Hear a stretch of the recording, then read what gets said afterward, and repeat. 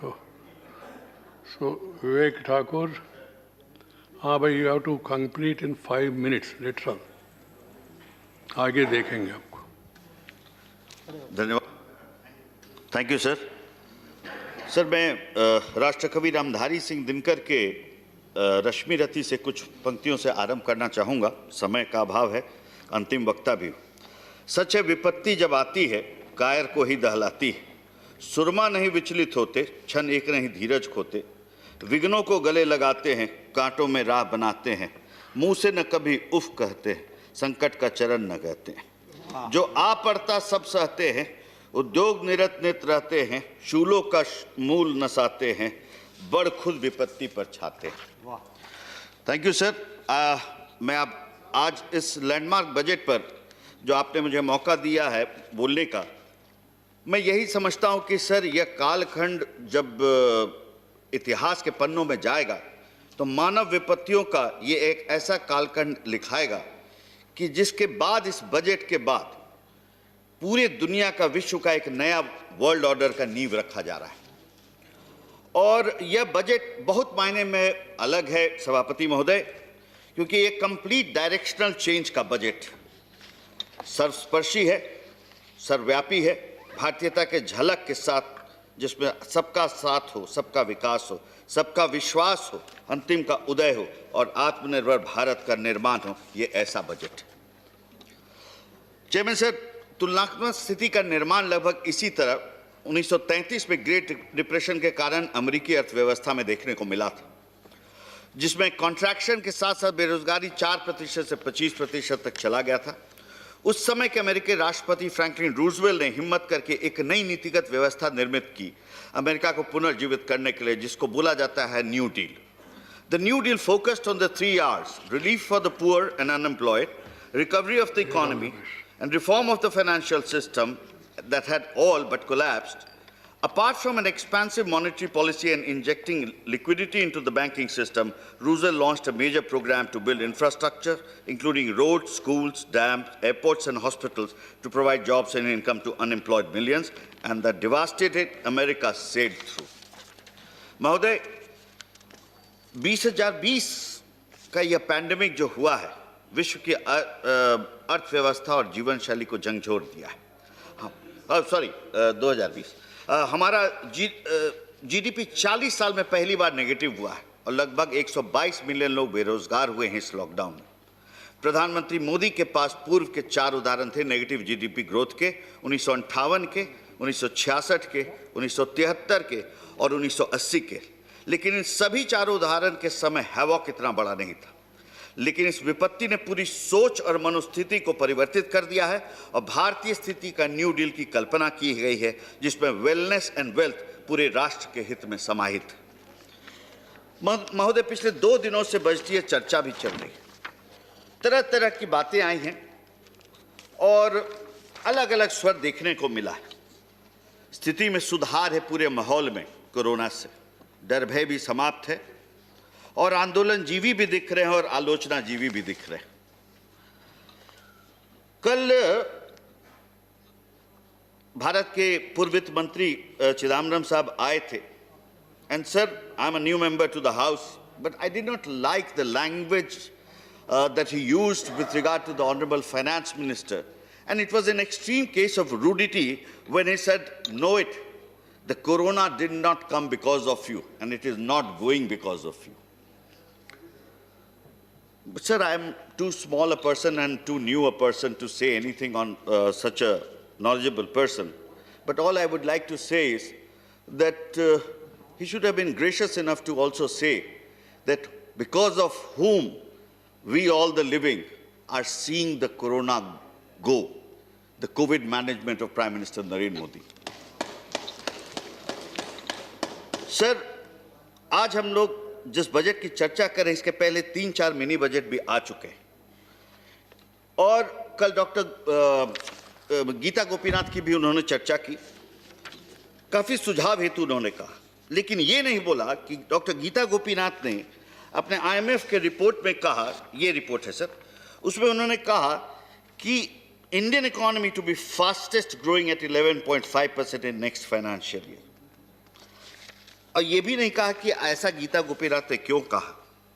खैर, sir, this budget reflects due to the pandemic to convert crisis into an opportunity with a complete change of approach, that the government seems to be batting on the front foot, not at the expense of equitable growth, fiscal prudence, but by spending.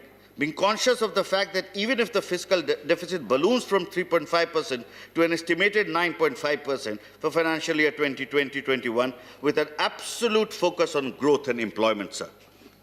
It's a changed approach, sir. Markets have reacted euphorically to the budget. But we have all forgotten so far that we are in the second year of a global pandemic, sir. This budget provides a foundation for the country that India will be in the next decade and signals a move to return India to a higher growth trajectory. अगर fundamental level पर देखें तो growth को fiscal consolidation के ऊपर आज चुनना sensible निर्णय है, क्योंकि इंडिया का पर कैपिटा जीडीपी बहुत लो है and it continues to hover around $2,000, sir. मैं ज़्यादा नहीं प्रोविजंस की बात करूंगा, सर। बहुतों ने बोला है capital expenditure, rail, infrastructure, DFI, स्वास्थ्य, वेलबींग, सब के बारे में बोला है। लेकिन सर, बिना पूर्वोदय के सही उदय भारत का नहीं हो सकता। और निरंतर प्रधानमंत्री ने इस बात को कहा है, किया है और जीते हैं इस बात में। हम पूर्वोत्तर भारतीय हैं, सर, और प्रधानमंत्री जी का एकदम भरपूर आभार व्यक्त करते हैं, क्योंकि आज तक कभी कल्पना नहीं कर सकते थे कि one nation one gas grid से बिहार में भी गैस मिलेगा। वन नेशन वन राशन से हमारे श्रमिक भाई जहां जाएं वहां राशन पाएंगे। दरभंगा में एयरपोर्ट बनेगा, सर, फंक्शनल भी हो जाएगा, घोषणा तक सीमित नहीं रहेगा। पटना में एम्स सेंटर ऑफ एक्सीलेंस होगा, आईसीएमआर के हाई पावर्ड संस्था होगी, मुजफ्फरपुर में टाटा मेमोरियल हॉस्पिटल का 200 बेड का कैंसर हॉस्पिटल खुले। नहीं सोचा था सभापति महोदय, यही हाल सभी पूर्वोत्तर राज्यों का है, और इस बार बंगाल भी विकास का नया अनुभव महसूस करेगा। जनहित में सिर्फ अवरोधक न खड़ा किया जाए। One more minute, please. Sir, मैं एक ही चीज बोलना चाहूंगा, सर। काफी चीज छोड़ दिया, सर, आपके आदेश के अनुसार। सर, हाहाकार है एग्रीकल्चर लॉ को लेकर। मैं उस पर कुछ लॉ पर नहीं बोलना चाहता हूं, sir. As it is a typical case of, as former finance minister Arun Jaitley said in this august house, कि it is a case of rent a cause for agitation. कुछ फिगर्स बताना चाहता हूं, sir. India's farm sector is plateful of paradoxes. मैं शुरुआत करता हूं, sir. हम दुनिया के लार्जेस्ट प्रोड्यूसर हैं दूध, ऑयल, सीड्स, दाल, कॉटन, आम, पपीता और केला के। और साथ साथ भारत विश्व का दूसरा सबसे बड़ा प्रोड्यूसर है चावल, चीनी, चाय, सब्जी और मछली का। एफसीआई के पास आज भी कोरोना काल में बांटने के बावजूद भी गेहूं और चावल जो गोडाउन में है, वो अगले 2 साल पीडीएस पर आश्रित परिवारों को खिला सकता है। शायद ये सुखद लगा होगा सुनने में। अब कॉन्ट्राडिक्शन सुनिए, सर। कृषि, जब भारत आजाद हुआ तो जीडीपी में उसका शेयर था 54% और आज उसका शेयर है 17%। लेकिन एम्प्लॉय करता है 56% देश का वर्कफोर्स को। समय बीतने के साथ कल्टिवेबल लैंड का साइज भी टूटता गया और औसत मात्र 2 हेक्टेयर तक रह गया है 87% किसानों के पास। कृषि से आमदनी एक कृषक का पिछले 10 साल में रियल इनकम जिसको कहते हैं जस के तस है, और आज 52.5% भारतीय किसान कर्ज में। औसत कर्ज प्रति कृषक परिवार का ₹1.04 लाख है, जो शहरी परिवार से 36% ज्यादा है। ये सारे डेटा, सर, भाजपा के किसी पत्रिका का नहीं है, नाबार्ड के 2016 का report on rural financial inclusion. Just about to finish, sir, in 2 minutes, sir. According to National Crime Record Bureau report, you can't take time yourself. Sir, just concluding, sir. 28 व्यक्ति जो कृषि में है प्रतिदिन सुसाइड करते हैं, सर। ये 19 में भी देखा गया है। एग्रीकल्चर में private funding is only 2.4%, public sector funding is 19.4%, and कृषक का घर का लगा हुआ पैसा है 78.2%। सर, पेरिशेबल्स का एक्सपोर्ट का क्या हाल है वो तो मैं नहीं बोलूंगा, सर। अब इस हालात के बाद, सर, अवरोध पैदा करना, ठीक है, हम और आप तो सलट लेंगे, लेकिन उस बेचारे किसान का क्या होगा?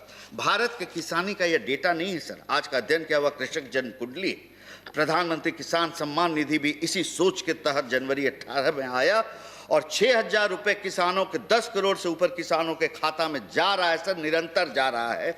और उस पर उन्होंने विश्वास किया है। आपके 72,000 को उन्होंने नकारा। सर, बहुत बट सर बस खत्म कर रहा हूं सर, कोविड वैक्सीन की बहुत बात हो गई, लेकिन एक बात किसी ने नहीं कहा सर, न्यूमोकोकल वैक्सीनेशन भी राष्ट्रव्यापी इस बजट के मार्फत होने जा रहा है। इसके अभाव में 50,000 बच्चे सालाना मौत के घाट उतर जाते हैं सर, और कोई चर्चा भी नहीं होती है सर। ये बहुत ही सराहनीय कदम है सर। R&D की बात करें अगर सर, तो 50,000 करोड़ का NRF का स्थापना है sir. Thank you. Just concluding the last sir, just the last one, disinvestment पर सर, एयर इंडिया की अगर बात बहुत चर्चे होते हैं, बेच दिया सर। सर एक एवरेज मेंटेनेंस को जोड़ के अगर एक एवरेज एयरक्राफ्ट की बात करें सर, तो आइडियली 550 से 600 लोगों का एम्प्लॉयमेंट होना चाहिए। जो एयर इंडिया का जब इनका राज था सर, चरम पे जो 3200 लोग तक पहुंच गया था पर एयरक्राफ्ट सर। अब इस हालात में सर ये बताइए कि पीएम मोदी को तो जनता ने चुन के 14 में बैठा दिया, ऐसा लीगेसी बैगेज अगर दिया है 70,000 करोड़ का, तो इसको डिसइन्वेस्ट करना होगा या नहीं, ये सदन तय करे। और आप कहेंगे बेच दिया और हम कहेंगे क्यों किया सत्यानाश। Okay, thank you sir. Time का अभाव है sir. Thank you very well. तो प्रहलाद जोशी जी हैं, तो ऐसी वक्ताओं को पहले ही मौका देना था, यंगस्टर्स को। चलो, honourable members, 48 honorable members of the House have taken part in the budget discussion. Now I call upon